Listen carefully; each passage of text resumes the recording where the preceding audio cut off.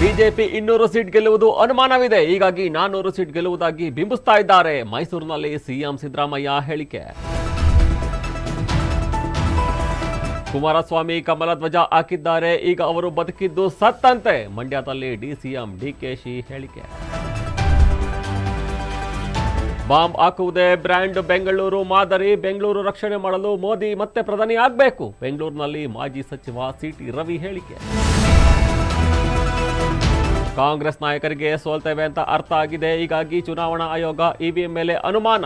ಕಾಂಗ್ರೆಸ್ ವಿರುದ್ಧ ಪ್ರಹ್ಲಾದ್ ಜೋಶಿ ವಾಗ್ದಾಳಿ.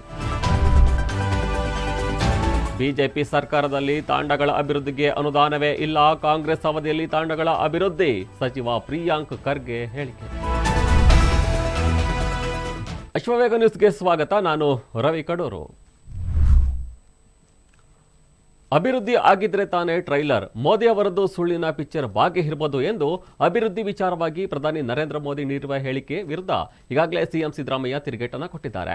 ಈ ಚುನಾವಣೆಯಲ್ಲಿ ಬಿಜೆಪಿ 200 ಸೀಟ್ ಗೆಲ್ಲುವುದು ಅನುಮಾನವಿದೆ. ಬಿಜೆಪಿಯ ಸಮೀಕ್ಷೆಯಿಂದಲೇ ಈ ವಿಚಾರ ಬಹಿರಂಗವಾಗಿದೆ. ಹೀಗಾಗಿ ಅವರು 400 ಸೀಟ್ ಗೆಲ್ತೇವೆಂದು ಬಿಂಬಿಸ್ತಾ ಇದ್ದಾರೆ. ಕಡಿಮೆ ಸ್ಥಾನ ಬರ್ತದೆ ಎಂದು ಗೊತ್ತಾದ ಮೇಲೆಯೇ ಹೆಚ್ಚು ಸ್ಥಾನ ಬರ್ತವೆಂದು ಬಿಂಬಿಸುವಂತಹ ಪ್ರಯತ್ನ ಕೂಡ ಮಾಡ್ತಾ ಇದ್ದಾರೆ. ಇದು ಕೂಡ ಅವರ ತಂತ್ರಗಾರಿಕೆ ಆಗಿದೆ. ಕರ್ನಾಟಕದಲ್ಲಿ ನನಗೆ ವಿಶ್ವಾಸ ಇದೆ, 18ರಿಂದ 20 ಸ್ಥಾನವನ್ನು ಗೆಲ್ತೇವೆ ಎಂದು ಸಿದ್ದರಾಮಯ್ಯ ಹೇಳಿಕೆಯನ್ನು ಕೊಟ್ಟಿದ್ದಾರೆ. ಈ ರಾಜಕಾರಣ ನೋಡಿದ್ರೆ ನಾಚಿಕೆ ಆಗುತ್ತೆ. ಪುಟ್ಟರಾಜು ಅವರು ಈಗಾಗಲೇ ಟಿಕೆಟ್ಗಾಗಿ ಕಾದು ಕುಳಿತಿದ್ದ, ಇದೀಗ ಗೋವಿಂದ. ಇನ್ನು ಕುಮಾರಸ್ವಾಮಿ ಕಮಲದ ಧ್ವಜ ಹಾಕಿಕೊಂಡಿದ್ದಾರೆ, ಬದುಕಿದ್ದು ಸತ್ತಂತೆ ಎಂದು ಡಿಸಿಎಂ ಆಗಿರುವಂತಹ ಡಿಕೆ ಶಿವಕುಮಾರ್ ಹೇಳಿದ್ದಾರೆ. ಕಳೆದ ಬಾರಿ ಮೈತ್ರಿಯಂತೆ ಕುಮಾರಸ್ವಾಮಿ ಅವರಿಗೆ ಸಹಾಯ ಮಾಡಲು ಬಂದಿದ್ದೆ, ಆದರೆ ಅವರಿಗೆ ಅಧಿಕಾರವನ್ನು ಉಳಿಸಿಕೊಳ್ಳಲು ಆಗಲಿಲ್ಲ. ಆದರೆ ಈಗ ತಮ್ಮ ಅಧಿಕಾರ ತೆಗೆದವರ ಜೊತೆಯೇ ಕುಮಾರಸ್ವಾಮಿ ಹೋಗಿದ್ದಾರೆ. HD ಕುಮಾರಸ್ವಾಮಿ ಹಾಸನದಿಂದ ರಾಮನಗರಕ್ಕೆ ಬಂದಿದ್ರು, ಇದೀಗ ಮಂಡ್ಯಕ್ಕೆ ಬಂದಿದ್ದಾರೆ. ಪ್ರಜಾಪ್ರಭುತ್ವದಲ್ಲಿ ಯಾರು ಎಲ್ಲಿ ಬೇಕಾದರೂ ಸ್ಪರ್ಧೆಯನ್ನು ಮಾಡಬಹುದು, ಮಾಡಲಿ. ಬೆಂಗಳೂರು ಗ್ರಾಮಾಂತರದಲ್ಲಿ ಭಾವನನ್ನ ಬಿಜೆಪಿಯಿಂದ ನಿಲ್ಲಿಸಿದ್ದಾರೆ. ಎಲ್ಲ ಕಡೆ ನೀವೇ ನಿಂತರೆ ಕಾರ್ಯಕರ್ತರು ಏನು ಮಾಡ್ತಾರೆ ಎಂದು ಡಿಕೆ ಶಿವಕುಮಾರ್ ಪ್ರಶ್ನೆಯನ್ನ ಮಾಡಿದ್ದಾರೆ. ಬಾಂಬ್ ಹಾಕುವುದೇ ಬ್ರ್ಯಾಂಡ್ ಬೆಂಗಳೂರು ಮಾದರಿಯಾಗಿದೆ. ಬೆಂಗಳೂರನ್ನ ಬಾಂಬ್ನಿಂದ ರಕ್ಷಣೆ ಮಾಡಲು ಮೋದಿ ಮತ್ತೊಮ್ಮೆ ಪ್ರಧಾನಿಯಾಗಬೇಕು. ರಾಜ್ಯಸಭೆ ಚುನಾವಣೆಯಲ್ಲಿ ನಾಸರ್ ಹುಸೇನ್ ಗೆದ್ದಾಗ ಪಾಕಿಸ್ತಾನ್ ಜಿಂದಾಬಾದ್ ಘೋಷಣೆ ಮೊಳಗಿದ್ವು. ಕಾಂಗ್ರೆಸ್ನ ನಾಯಕರು ಬ್ರ್ಯಾಂಡ್ ಬೆಂಗಳೂರು ಮಾಡ್ತೇವೆ ಎಂದರು, ಆದರೆ ಈಗ ಬಾಂಬ್ ಬೆಂಗಳೂರು ಆಗಿದೆ ಎಂದು ರಾಜ್ಯ ಕಾಂಗ್ರೆಸ್ ಸರ್ಕಾರದ ವಿರುದ್ಧ ಮಾಜಿ ಸಚಿವ ಸಿಟಿ ರವಿ ಹರಿಹಾಯ್ದಿದ್ದಾರೆ. 2023ರ ಚುನಾವಣೆಯಲ್ಲಿ ಬೆಳಗಾವಿ ಉತ್ತರ ಕ್ಷೇತ್ರದಲ್ಲಿ ಕಾಂಗ್ರೆಸ್ ಅಭ್ಯರ್ಥಿ ಗೆದ್ದಾಗಲೂ ಕೂಡ ಪಾಕಿಸ್ತಾನ್ ಜಿಂದಾಬಾದ್ ಅಂತ ಕೂಗಲಾಗಿದೆ. ರಾಜ್ಯಸಭಾ ಚುನಾವಣೆಯಲ್ಲಿ ನಾಸರ್ ಹುಸೇನ್ ಗೆದ್ದಾಗಲೂ ಕೂಡ ಪಾಕಿಸ್ತಾನ್ ಜಿಂದಾಬಾದ್ ಅಂತ ಕೂಗಿ ಸಂಭ್ರಮಿಸಿದ್ದಾರೆ. ಪ್ರಕರಣಕ್ಕೆ ಸಂಬಂಧಪಟ್ಟಂತೆ ಈಗಾಗಲೇ ಹೇಳಿಕೆಗಳನ್ನು ನೀಡುತ್ತಾ ಸಿಎಂ ಡಿಸಿಎಂ ಪರಮೇಶ್ವರ್ ಆಗಿರ್ಬೋದು, ದಿನೇಶ್ ಗುಂಡೂರಾವ್ ಆಗಿರ್ಬೋದು, ನಮ್ಮ ಕಿವಿಗೆ ಹೂವು ಮುಡಿಸಲು ಪ್ರಯತ್ನವನ್ನ ಮಾಡಿದ್ರು ಅಂತ ವಾಗ್ದಾಳಿಯನ್ನು ನಡೆಸಿದ್ದಾರೆ.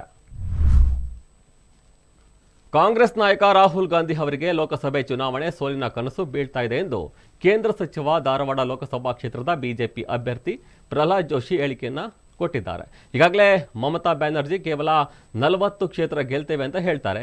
ಕಾಂಗ್ರೆಸ್ ನಾಯಕರಿಗೂ ಸೋಲ್ತೇವೆ ಅಂತ ಅರ್ಥ ಆಗಿದೆ.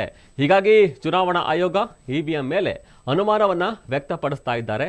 ಕರ್ನಾಟಕ ವಿಧಾನಸಭೆ ಚುನಾವಣೆಯಲ್ಲಿ ಗೆದ್ದಾಗ ಇವಿಎಂ ಸಮಸ್ಯೆ ಇರಲಿಲ್ವಾ, ಆದರೆ ನಾವು ಗೆದ್ರೆ ಮಾತ್ರ ಇವಿಎಂ ಸಮಸ್ಯೆ ಇದೆ ಅಂತ ಕಾಂಗ್ರೆಸ್ನವರು ಹೇಳ್ತಾರೆ. ಕಾಂಗ್ರೆಸ್ಸಿನವರು ಸೋಲಿನ ಭಯದಿಂದ ಹತಾಶರಾಗಿ ಮಾತನಾಡ್ತಾರೆ. ಕಾಂಗ್ರೆಸ್ ಪಕ್ಷ ತನ್ನ ಶಕ್ತಿಯನ್ನ ಹೆಚ್ಚಿಸಿಕೊಳ್ಳಬೇಕು. ಮೋದಿ ಅವರ ನೇತೃತ್ವದಲ್ಲಿ ಬಹಳ ಬದಲಾವಣೆಯಾಗಿದೆ. ಬಿಜೆಪಿಯನ್ನ ಈಗಾಗಲೇ ಗೆಲ್ಲಿಸಬೇಕಂತ ಜನ ಕೂಡ ತೀರ್ಮಾನ ಮಾಡಿದ್ದಾರೆ ಅಂತ ಪ್ರಹ್ಲಾದ್ ಜೋಶಿ ಹೇಳಿಕೆಯನ್ನು ಕೊಟ್ಟಿದ್ದಾರೆ.